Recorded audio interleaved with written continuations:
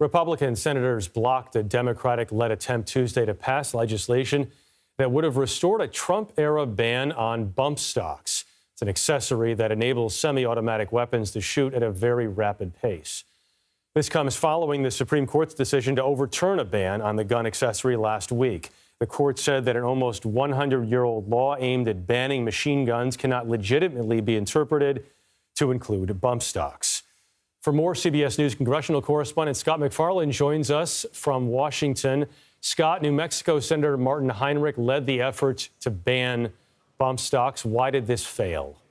There was no expectation, Jeff, this thing was going to pass. In a paralyzed Congress that can't even move on easy things, there was no real sense they'd move swiftly on an issue as volatile as gun control or gun rights. But Democrats wanted to have this vote potentially to cue up a message for November that they argue Republicans are extremists on issues involving guns, and that they are better positioned to speak to the larger number of voters. Republicans argued this bump stock bill that was moved swiftly to the floor overreached and would have expanded into areas that they shouldn't have, that would have put a restriction on lawful and rightfully owned equipment that goes with guns.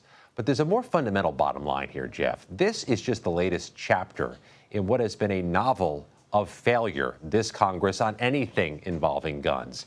Democrats in the House have tried this whole series of parliamentary techniques to force a vote on gun control. They have secured a sum total of 0 Republican co-sponsors. They are not threading a needle or making headway.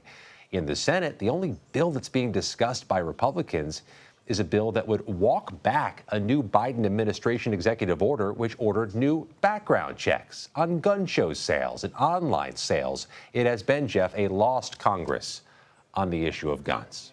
Yeah, Scott, Democrats are also working on a measure aimed to protect in vitro fertilization and ensure that it's covered under health insurance for federal employees. What's happening there? Same calculus. It's certain for failure. It already has failed in a test vote last week, but they want to have that message ahead of November that they're supporting IVF and federal protections for contraceptives, both of which were blocked by Republicans, saying the bills were overreaches or moving too swiftly to the floor.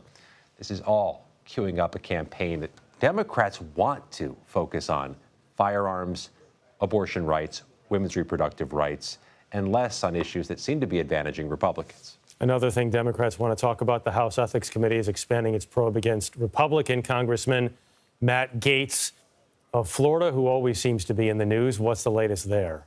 A uniquely significant event from the House Ethics Committee, which investigates their own colleagues in the U.S. House for possible misconduct. They put out a public statement that their investigation has expanded into Congressman Gaetz, potentially impacting issues of sexual misconduct, illicit drug use, and obstruction of an investigation. Jeff, the House Ethics Committee rarely even says publicly the sky is blue and water is wet. That they put this statement out there as an indication they're taking this seriously, and that both parties signed off on announcing this expanded investigation. Jeff, our CBS News reporting tonight is that 4 women, according to multiple sources, have informed the committee they were at parties that included sex and drugs that Congressman Gaetz was at too. He has made public statements that are unequivocal. He says he'll be exonerated, that these allegations are from goons trying to smear him.